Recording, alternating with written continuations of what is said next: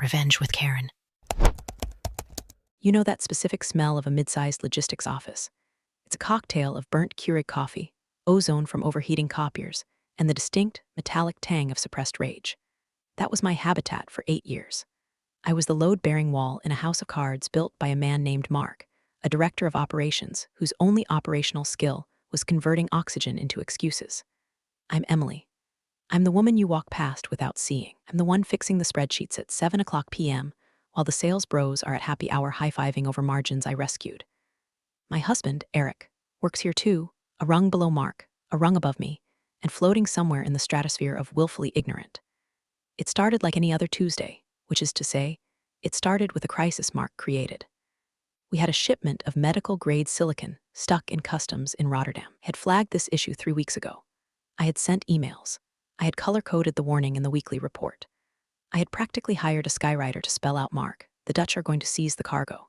He ignored it. He was too busy visioneering and planning his executive retreat, which everyone knew was just him getting drunk in a jacuzzi in Tahoe on the company card. So, when the client called screaming at 9 a.m., Mark didn't panic. Mark looked for a body. The staff meeting was at 10 o'clock. The conference room was one of those glass fishbowls where privacy goes to die. The air conditioning was broken, again, so everyone was sweating through their polyester blends. Mark stood at the head of the table, his face that dangerous shade of boiled ham he gets when he's cornered.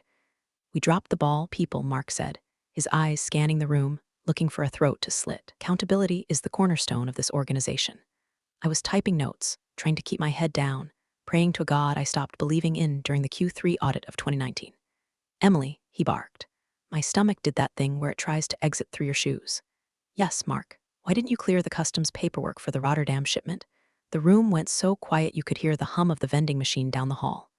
"I did, Mark," I said, my voice steady but thin. "I sent the forms to your inbox for signature 3 weeks ago. I followed up on the 12th, the 14th, and yesterday. You said, and I quote, 'Stop nagging me about the tulips, Emily, I'm handling big picture strategy.'" I shouldn't have said the quote. I knew it the second it left my lips. You don't quote a narcissist to his face in front of an audience. Mark didn't yell immediately. He did something worse. He smiled. A tight, predatory grimace that showed too much gum. "So it's my fault?" he asked, his voice dropping an octave. "You're blaming leadership for your inability to manage up." "I'm not blaming anyone," I said, my hands trembling under the table. "I'm stating the workflow." "You're insubordinate," he said, louder now. "You've been negative, toxic, and frankly, a drag on this team for months. Eric has told me how stressed you are at home.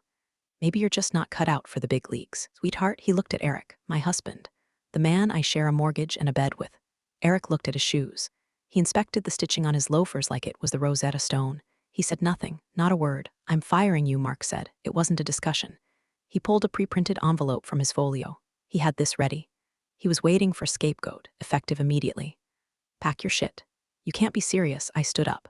The blood rushed to my head. "Built this department's tracking system. I trained half this room. Get out." Mark slammed his hand on the table. The water pitcher jumped, "And don't bother going to HR. I've already briefed them on your instability." I looked at Eric again. "Eric," I pleaded. Eric finally looked up, his face pale, terrified. "Becky, just don't make a scene. We can talk at home." "Talk at home?" Mark laughed. It was a wet, ugly sound. "She doesn't need to talk, Eric. She needs to grow up." He walked over to the door, opened it, and slammed it shut with enough force to rattle the glass walls. Then he turned back to me, veins bulging in his neck, and screamed the words that would eventually cost him his soul. "Then go cry to your parents, Rebecca. Get out of my sight. Go cry to your parents." I'm 38 years old. My parents have been dead for 5 years. Mark knew that. He sent a cheap wreath to the funeral and billed it to the company expense account as client relations. The silence in that room was physical. It had weight. It pressed against my eardrums. 20 coworkers, people I've shared birthday cakes and gripe sessions with, stared at the laminate table. Nobody moved. Nobody breathed. I felt something snap. Not a breakdown, a breakaway. My dignity didn't shatter, it just evaporated, leaving a cold, hard vacuum where my loyalty used to be. I picked up my laptop bag. I didn't say a word.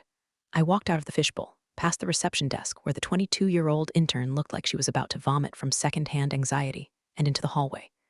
I was numb. You know how in movies people cry and throw things? Real devastation is quiet. It's a high-pitched ringing in your ears and the sudden realization that you are completely, utterly alone. Here's the thing about stories like this.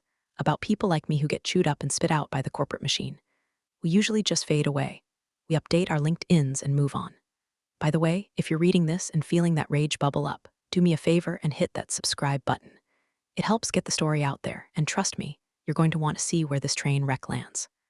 Karma is a slow burn, but I brought gasoline. I didn't fade away. Because as I walked down that hallway, blinded by tears I refused to shed, I wasn't as alone as I thought. The hallway stretched out like a mile of gray linoleum purgatory. My heels clicked against the floor, click, click, click, a metronome counting down the seconds, until I could get to my car and scream until my throat bled.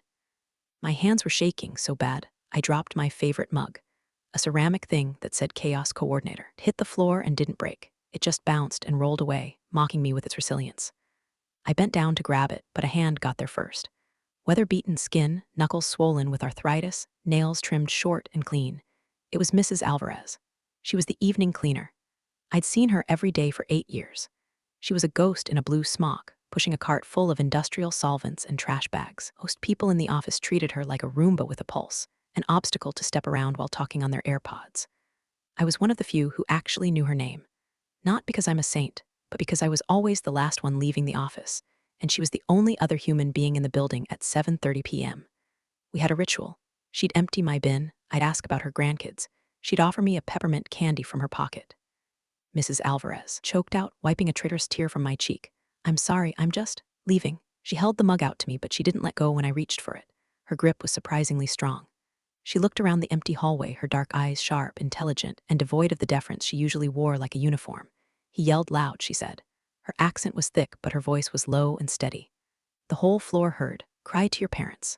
That is what he said. I nodded, feeling the humiliation wash over me again, fresh and hot.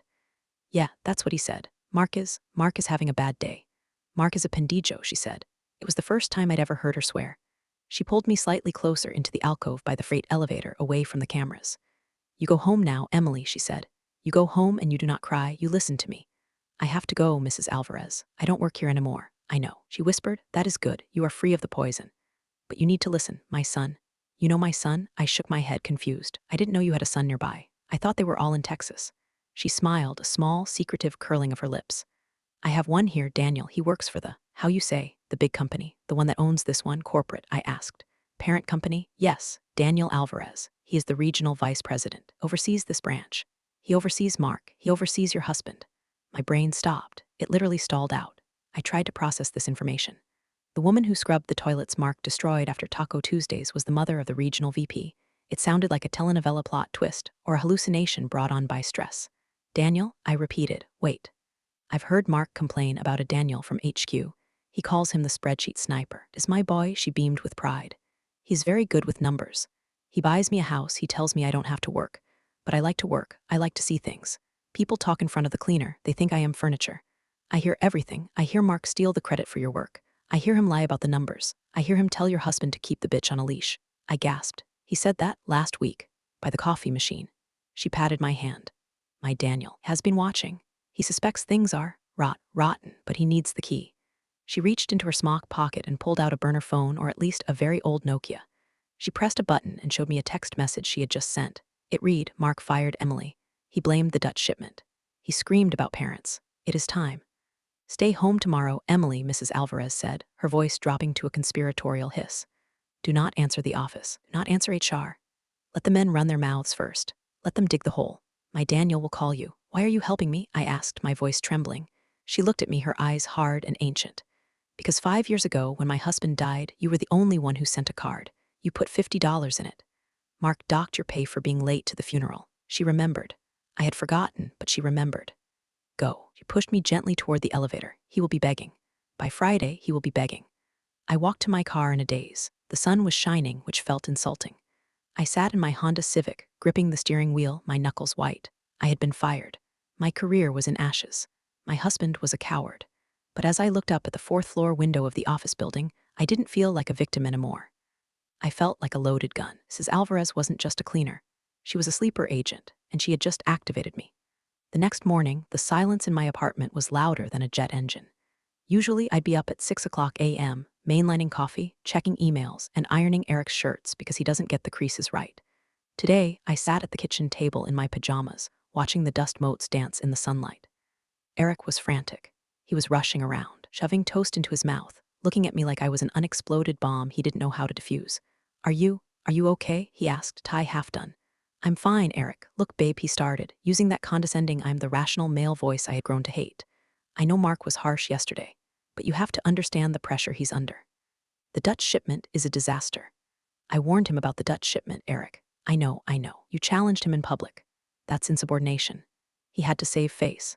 He paused, checking his watch. I talked to HR. They're preparing a severance package. It's generous. 2 weeks pay. If you sign the NDA, 2 weeks, I laughed. It was a dry, rasping sound. 8 years, Eric, I built the tracking system, and he offers 2 weeks and a gag order. It's standard, Emily. Don't be difficult. Just stay here, cool off. Don't post anything on social media. Please, for my sake? I still have to work there. For your sake, I repeated. Right? Go to work, Eric. Don't be late. Mark might need someone to hold his ego while he pees. He slammed the door when he left. I watched him get into his leased BMW, a car we couldn't really afford, but Mark insisted his management team needed to project success. I made a pot of coffee and sat there. My phone buzzed. Unknown number. HR, probably. Mark calling to scream some more. I let it go to voicemail. 10 minutes later, buzz. Unknown number. I ignored it, then my laptop chimed. A calendar invite sent to my personal email. Subject, consultation/Alvarez time. Now link, secure video channel. My heart hammered against my ribs like a trapped bird. Mrs. Alvarez wasn't kidding. I clicked the link. The screen flickered and a man appeared, was sitting in an office that looked like it belonged on the Starship Enterprise. Minimalist, glass, chrome. No clutter, no live, laugh, love signs, just efficiency. He looked like a shark in a tailored suit. Sharp features, slick back hair, and eyes that were the exact same shade of observant onyx as Mrs. Alvarez. Mrs. Emily Miller. His voice was smooth, baritone, calm. Yes, you must be Daniel. I am. Thank you for joining me. Apologize for the intrusion on your personal device, but my mother speaks highly of you, and she has. Let's call it excellent situational awareness. She told me to stay home, I said. She gave you good advice. If you had gone in today or spoken to HR, they would have locked you into a narrative. Disgruntled employee, performance issues, mental breakdown. That's the paperwork Mark filed last night at 11:30 p.m. He filed it already? Oh yes. Claims you were hysterical, threw objects, and refused corrective feedback regarding the Rotterdam logistics. Daniel looked down at a tablet on his desk. He also claims he has been coaching you for 6 months on your attitude problems. That's a lie, I said, the anger flaring up hot and bright. I have my reviews. They're all exceeds expectations until Mark realized I was correcting his mistakes. I assumed as much, Daniel said. He leaned forward. Emily, going to be blunt? I've been looking into the branch for 6 months. The numbers don't add up. The overtime is astronomical, yet shipments are late. Client retention is dropping, but Mark is slippery. He covers his tracks. He blames the market, the vendors, and apparently you. He uses people, I said. He uses us until we break, then he replaces us. I need you to help me break him, Daniel said. It wasn't a request. My mother says you keep records. She says you're the type of woman who writes things down. I hesitated. This man was technically the enemy. He represented the corporation that just fired me. But looking at his face, cold, precise, but oddly respectful, I realized he wasn't looking for a scapegoat. He was looking for a weapon. I have a folder, I whispered. I call it my CYA folder.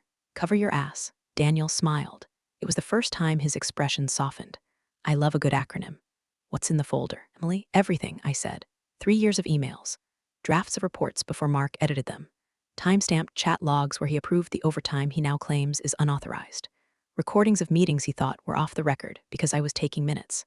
And the Dutch shipment? I have the email from 3 weeks ago where I explicitly told him the customs code was wrong. His reply was, don't bore me with details, just ship it. Daniel leaned back, steepling his fingers. Emily, if you send me that folder, I can promise you 2 things. 1, Mark will never scream at anyone again. And 2, we need to discuss your future. Because I don't like losing competent people to incompetent managers. What about Eric? I asked. My husband. Daniel's face went blank. We'll get to Eric. But right now, you need to decide. Do you want to be the victim who got fired, or do you want to be the auditor? I looked at the join meeting button. I thought about Mark's spit flying in my face. I thought of Eric inspecting his loafers. Where do I send the files? You know those hoarding shows where they open a door and a landslide of old newspapers and dead cats falls out? My CYA folder was the digital equivalent of that. But instead of cat skeletons, it was the fossilized remains of Mark's integrity. I sat there for 4 hours, uploading files to the secure server Daniel provided. It felt like an exorcism. File #001, the team building dinner. Receipts showing Mark spent $4,000 on a steak dinner for prospective clients. The clients were his fraternity brothers. I had the original itemized receipt because he was too lazy to scan it himself and threw it on my desk. He'd listed it as strategic partnership development. Had added a sticky note scan. Mark, make sure this gets coded to marketing, not entertainment. Audit is coming. File hash 045, the overtime scandal. Mark loved to scream about budget discipline. Yet, here was a chain of emails where he forced the warehouse team to work double shifts to cover up his scheduling errors, then manually went into the payroll system, using my login, which he demanded I share for emergencies, alter the hours so they didn't trigger overtime pay. I had screenshots of the system logs showing the IP address of the changes came from his iPad, not my desktop. File hash 102, the Dutch disaster. This was the crown jewel. From Emily to Mark date, Oct 14, 9:03 a.m. subject. Urgent. Rotterdam Customs Code error mark. The HS code you selected for the silicon is for medical implants. This requires a Class Roman 3 permit we don't have. It needs to be coded as raw industrial material. If we ship as is, it will be seized. From Mark to Emily date, Oct 14, 9:15 a.m. subject. Urgent Emily, stop trying to play lawyer. I've been doing this for 20 years. The code stands. Stop nagging me about the tulips and focus on your KPIs. I highlighted stop nagging me about the tulips in neon yellow. Daniel was reading them in real time. I could tell because every few minutes, a little chat bubble would pop up on our encrypted channel. Daniel, he charged a stripper pole rental to office supplies. Me, he called it ergonomic vertical support equipment. Daniel, creative. It was shameful, in a way. I felt dirty. Why had I sat on this? Why had I let him get away with it for so long? It was like a peasant in a medieval village watching the Lord burn the crops and thinking, well, at least he didn't burn my hut today. But then I remembered the go cry to your parents line. The shame evaporated, replaced by the cold, metallic taste of justice. Emily, Daniel's voice came through the speaker again. He had turned the video back on. He looked grim, but also impressed. This isn't just misconduct. This is fraud. This is labor violations. This is extensive. Is it enough? I asked, sipping my third cup of coffee. My hands had finally stopped shaking. Enough, Daniel let out a short, sharp laugh. Emily, this is a nuclear warhead. With this, I don't just fire him. I can contest his unemployment. I can claw back his bonuses. I can probably get him blacklisted from every logistics firm in the hemisphere. He paused, looking at a specific document.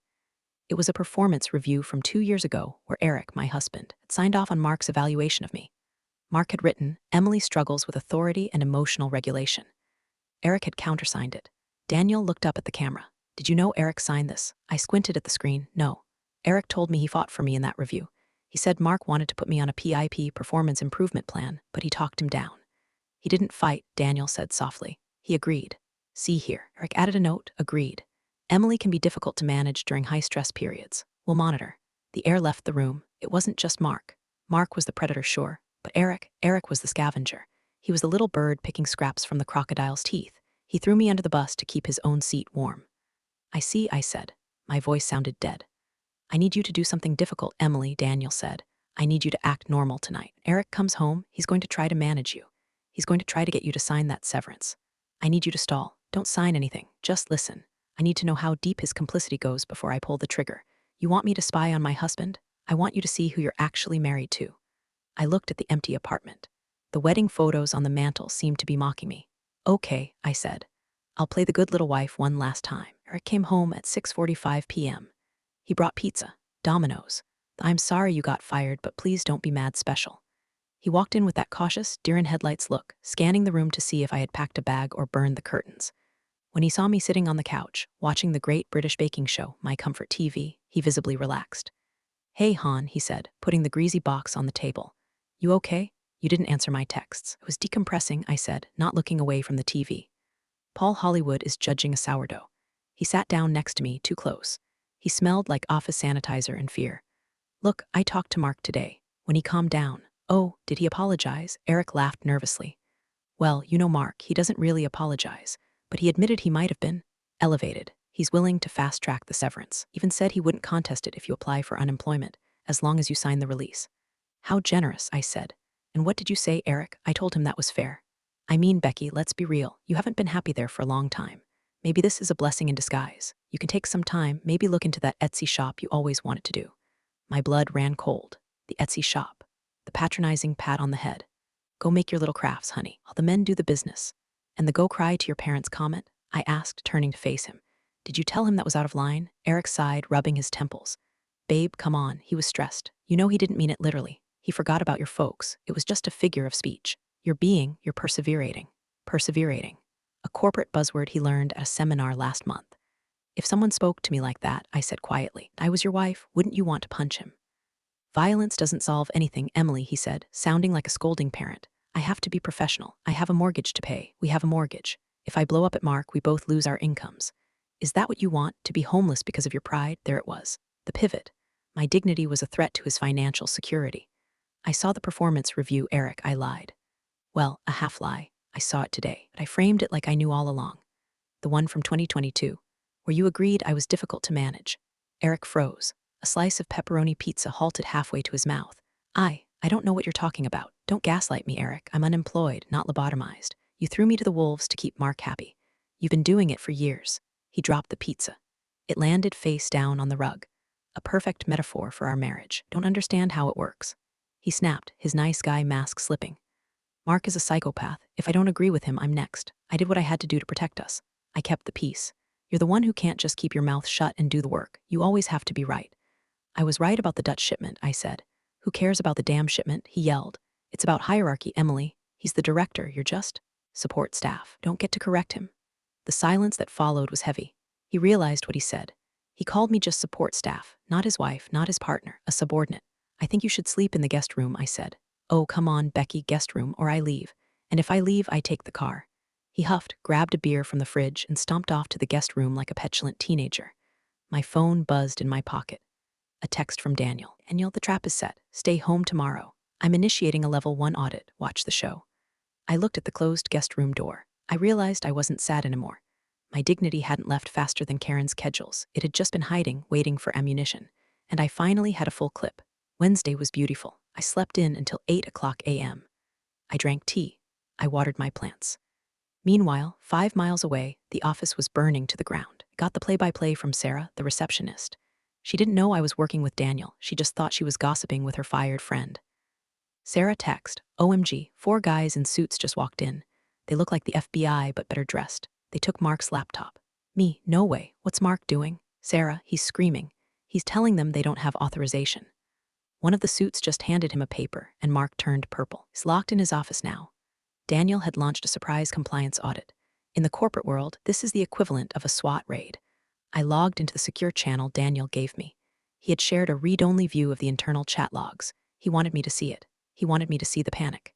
Internal chat operations leadership Mark, who authorized these auditors? I need them removed. They are disrupting the workflow. Eric, I don't know, Mark. He said they're from regional. They're asking for the Rotterdam files. Mark, don't give them anything. Tell them the files are corrupted. Blame Emily. Say she deleted them before she left. I watched the text appear on my screen. Blame Emily, even now, even when I wasn't there. Daniel private channel to me. Did you see that? Me? Yep, he's predictable. Daniel, he just told the auditor that you maliciously destroyed data upon termination. That's a felony accusation. Emily, me? Good thing you have the backup I sent you yesterday. Daniel, exactly. We're letting him file the formal police report request.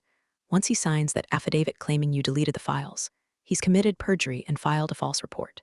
We're not just firing him, Emily. We're burying him. It was surgical. Daniel wasn't interrupting Mark. He was letting Mark build a fortress of lies, brick by brick, not realizing he was walling himself in. Eric came home early that day. He looked like he'd aged 10 years. It's a madhouse, he said, collapsing onto the sofa. Corporate is tearing the place apart. They're saying there are irregularities. That sounds serious, I said, flipping a page in my magazine. Mark says it's a witch hunt. He says you probably tipped them off to cover your incompetence. Eric looked at me suspiciously. Did you call someone? I've been here all day, Eric, watching baking shows. Remember? Right. He rubbed his face. Mark says if they ask me, I have to stick to the story, that you were unstable, that the files went missing when you left. And are you going to do that? I asked. Are you going to lie to the auditors? It's not lying exactly, Eric rationalized, his voice shaking. It's presenting a unified front. If Mark goes down, the whole department goes down. I have to protect the team.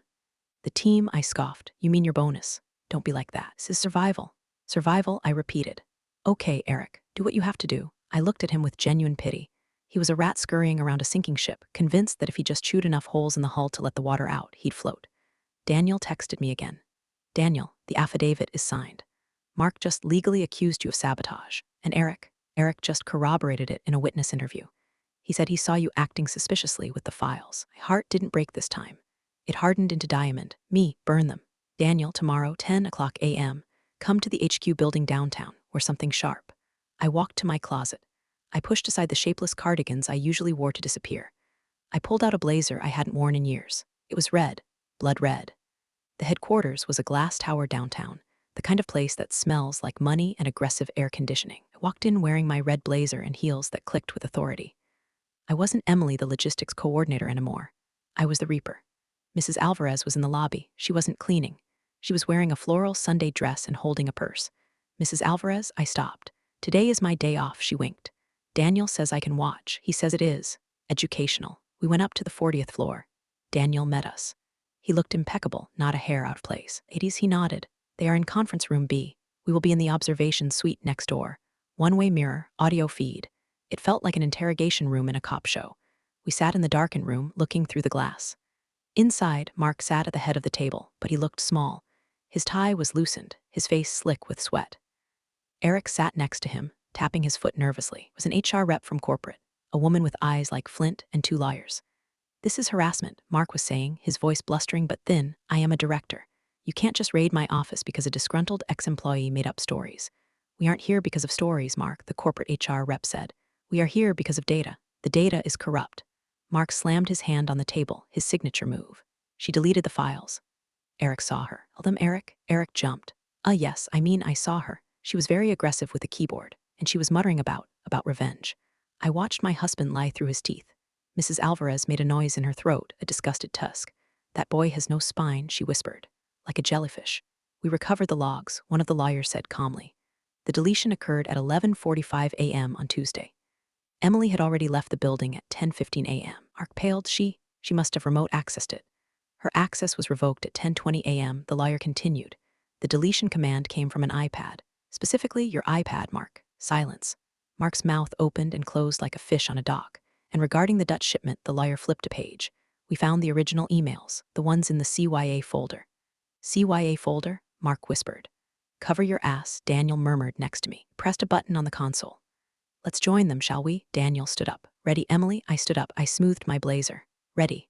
We walked out of the observation room and opened the door to the conference room. The look on their faces. God, if I could bottle it, I'd sell it as an anti-aging serum. Mark looked like he'd seen a ghost.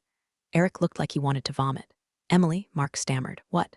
What is she doing here? Security. She's not here as an employee, Mark, Daniel said, walking to the head of the table. Mark instinctively shrank back. She's here as a consultant, and my primary witness. Daniel turned to the room. Please sit down. We have a lot to get through. Specifically, the part where you tried to frame my mother's friend for your own fraud. Your mother? Mark looked confused. Daniel pointed to the glass wall. Mrs. Alvarez waved from the other room, a little cheerful wave.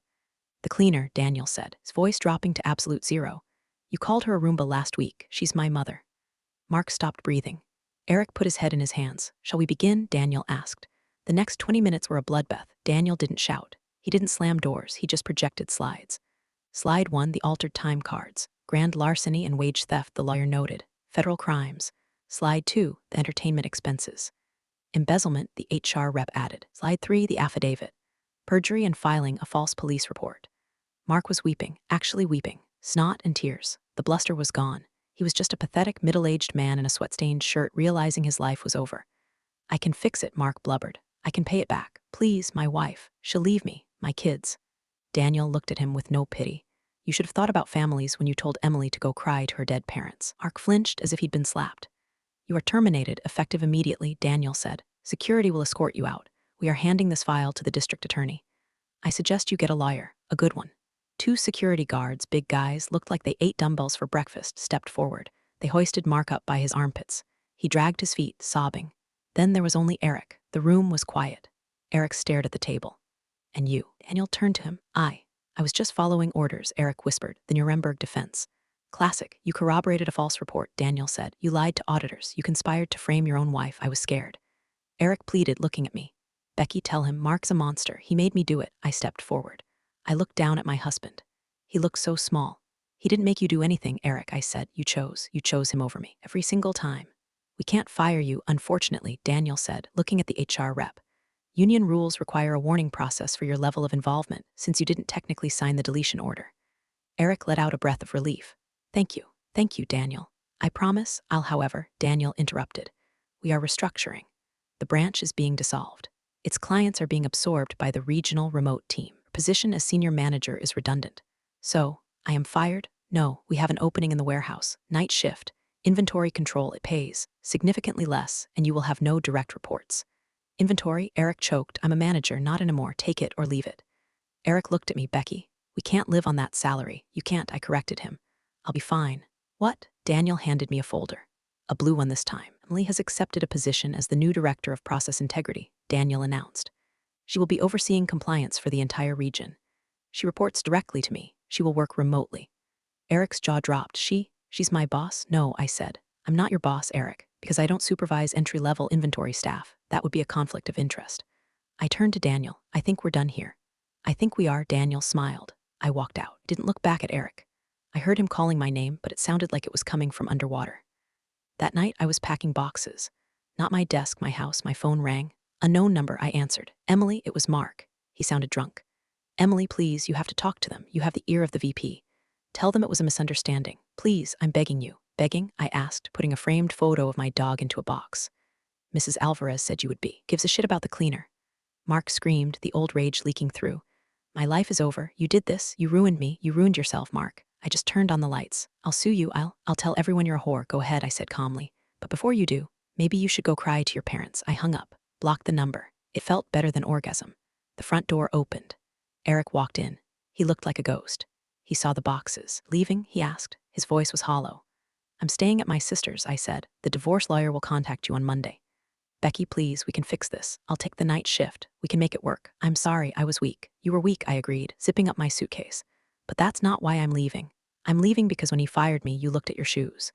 And today, when I walked into that room, you looked at your bonus. I love you, he sobbed. No, Eric, love's safety, and I'm not safe anymore. I'm the woman who got your boss fired. I walked out to my car, the Civic, not the least BMW that was about to be repossessed. I drove to the office one last time to drop off my badge. It was late. The lights were dim. Mrs. Alvarez was there, buffing the floors in the lobby. The rhythmic whir-whir-whir of the machine was the only sound. She stopped when she saw me. She turned off the machine. He called me, I said. Mrs. Alvarez smiled.